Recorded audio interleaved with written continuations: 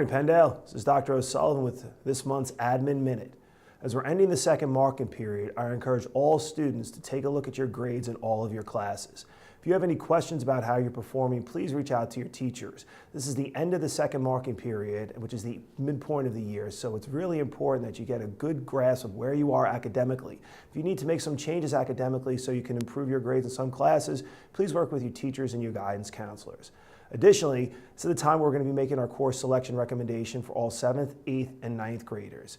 It is of vital importance that when you are in class and your guidance counselors are providing you this information, that if you have any questions, you ask. This is your course sequence for next year. For those of you who are in 7th grade going into 8th grade, 8th graders going into 9th graders, and most importantly, 9th graders going into high school. So you really want to take some time, make some good choices. If you have any questions about your recommendations, please reach out to your guidance counselors because they are there to support you and guide you through the process. This is Dr. O'Sullivan with this month's Admin Minute.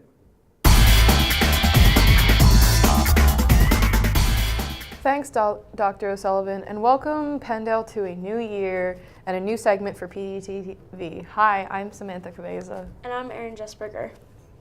At the end of December, students in Mr. Brick's class took a field trip to the Montgomery Mall to apply math skills as they budgeted and learned about personal finance.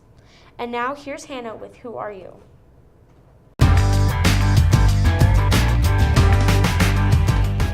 Hi PDTV, we're here today with Miss Hess. Hello PDTV. Sorry. Hi Miss Hess, it's good to see you after the winter concert. How did those winter concerts go? The winter concerts went super well. We've been working on winter and holiday repertoire since about October. So I'm looking forward to working on different types of other kinds of genres of music when we come back in the new year. So there's like a spring concert too, right? Yes, spring concert happens at the end of April. All right, that sounds good. That's like 2 months or so before school ends. That sounds fun. Do you have any idea what kind of songs will be in the next concert? Yeah, the different kinds of songs we do, a couple different cultural songs from around the world, some songs from Africa, a couple lullabies, some musical repertoire. So we do lots of fast tempo stuff and slower tempo to mix it up a little bit, to not always sing the same kind of song all the time. And it gets people really interested and informed about the different types of music there are in this whole big world. World is very big. Yeah. And that sounds really interesting. You said something about like musical songs. Since you're a chorus teacher, like, do you like musicals? Love musicals. One of my favorite types of music to sing and perform as well as teach. That's really cool. Aren't you also the director of the 2018 musical? I am doing the vocals for Legally Blonde this year at Pendale, yes. Cool. Yeah, so that's coming up. You should all go see that. Since you do teach like a lot of different things, where'd you like go to school to become the chorus teacher? Well, I grew up in Philadelphia. I went to a performing arts high school in Philadelphia, and then I went on to Boston Conservatory, which is in Massachusetts, for my undergrad in music voice performance, and then I went on to get my master's in music ed from Temple University. Go Owls. I'm repping it.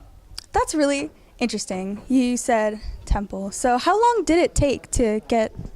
Well, I did 4 years for my undergraduate degree at Boston Conservatory, and then my graduate degree, because I had to do all of my music ed courses as well as my graduate work, took 3 years. That is 7 years of extra school. That does not sound fun, but I'm sure it was worth it.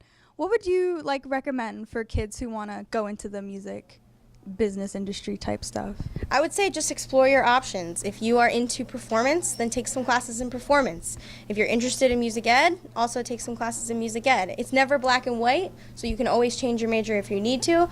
If you want to be just involved in music, I would say maybe join an a cappella group or join a jazz band or a community band that they offer at colleges. So lots of colleges have different opportunities. It doesn't just have to be a school specific for music. So when I went to college, I went to Boston Conservatory. That's a school specific just for music. But then Temple, for example, has all different kinds of things. So you are not limited to one thing. Explore your options is what I would say. That's really good advice.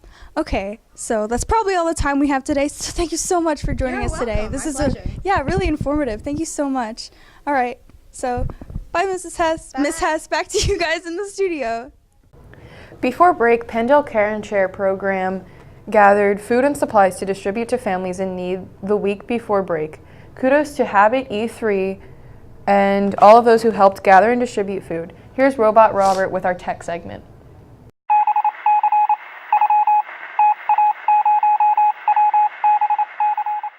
Hey guys, welcome back to Robot Robert's Tech segment. Today, we're going to be working on this app called Science 360. It has awesome videos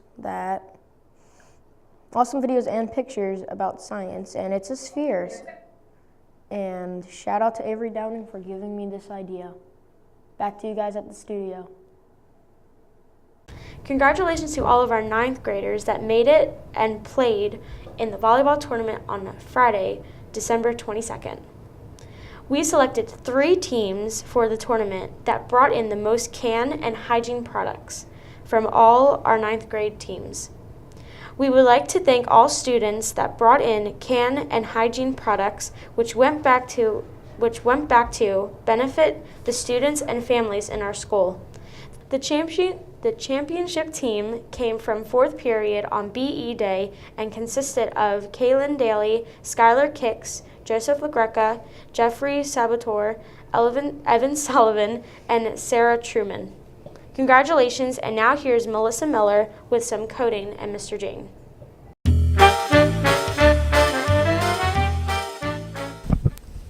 Hi guys, I'm Melissa and I'm here with Mr. Jane, tech teacher and code club advisor. What are some things you like to do outside of school? So Melissa, my current 2018 goal is to learn how to knit. What is coding? So coding is a wide range of storytelling, essentially, taking one thing and changing it into something else. Used in our phones and apps, on our computers, Google Classroom. Coding is everywhere, in our cars, wide-ranging application. When does coding club meet and how can I join? So the beauty of Coding Club is you can join anytime. Just type in the classroom code down below, and you can do it wherever you want. You could do it on the beach, you can do it in your pen time, you could do it at lunch. Just check the classroom, and there's tons of apps on there you can try out. What jobs use coding? So there are a ton of jobs within the coding realm, anywhere from art to zoology, anywhere in between. A lot of companies have produced really cool applications. So we've got the Sphero, great way to code. Lego has gotten into coding with the EV3. There are 7 million brand new jobs coming out this year in the coding realm. Tons of toys and applications out there for coding if you're interested in learning how to code. What are some interesting things Coding Club does? Some of the interesting things we do little competitions. We did a school-wide coding program during pen time before Christmas break. Stay tuned to the classroom and you'll find all kinds of crazy stuff. Thanks for joining us with Questions with Mr. Jane. Back to you in the studio. Thank you, Melissa. So Sam, what's your New Year's resolution? To start making New Year's resolutions for next year. And you? Probably start, going back to the gym, eating more popcorn, probably cheese, all that good stuff. Coming up in January, we have a few events to look forward to besides midterms. But of course, we need to help finish off the marking period too. Here's Michael Casale with Mr. Flynn.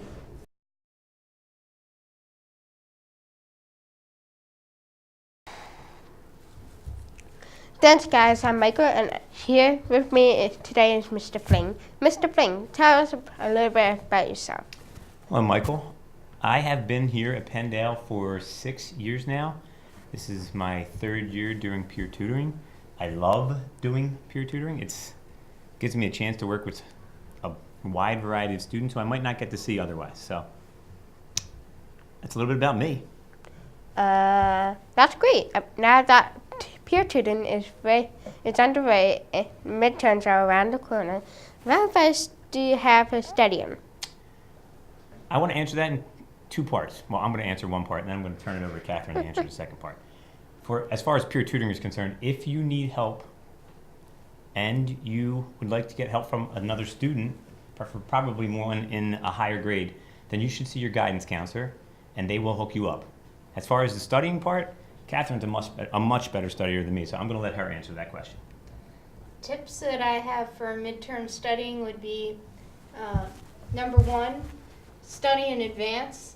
I know a lot of people try to cram it in the night before. They're like, oh, I have the science midterm. It's 2 weeks from now. I don't have to study. And then it gets closer and closer and closer, and then you end up studying for a little bit before, and you don't retain as much information. 2, find a good place to study. You want to study somewhere comfortable, but not too comfortable. For example, if you're studying on your bed, you might fall asleep. So I would urge to not study there. 3, make sure you have, you study, but you have enough time the night before to get enough sleep, because if you don't have enough sleep, you probably won't do as well on your test. You can review the material as much as you want, but if you're just not in the game the day of the test, then you're probably not going to do so well. And always ask questions. Your friends are there to help you. Your teachers are there. Make whatever study guides. Writing out information is great. It's always nice to have something that you've created. Review important information and just always try your best. All right, that's it for me. There's another thing like quizzes or avoid going to loud places that will interrupt your studying. Would that also help? Yes, pick quiet places. If you want to review with friends, you can review with friends, but make sure you have some time on your own to know what you personally need to grow on. A great time to study is over weekends, breaks, just a little bit at a time, and the information will sink in. Use the best reasoning you can, get a good night's sleep, eat a good breakfast. It's just like you're going to play a game of soccer, or you're going to play a game of volleyball, or whatever sport you play, you need to be in it to do well. Same thing with testing. Thank you guys for so much this great information. Back to you guys after studio. Coming up in January, the North Penn High School is hosting a thespian workshop for all 3 middle schools. The event will be after school Friday, January 19th. Students who turn in forms by January 12th to Mrs. Roney at the high school will be able to catch the students' shuttle on Friday the 19th. They will join all 7th through 9th graders from Brook and Field for a night of 3 workshops, dinner, entertainment, and a really great glimpse of what North Penn High School Theater Department has to offer.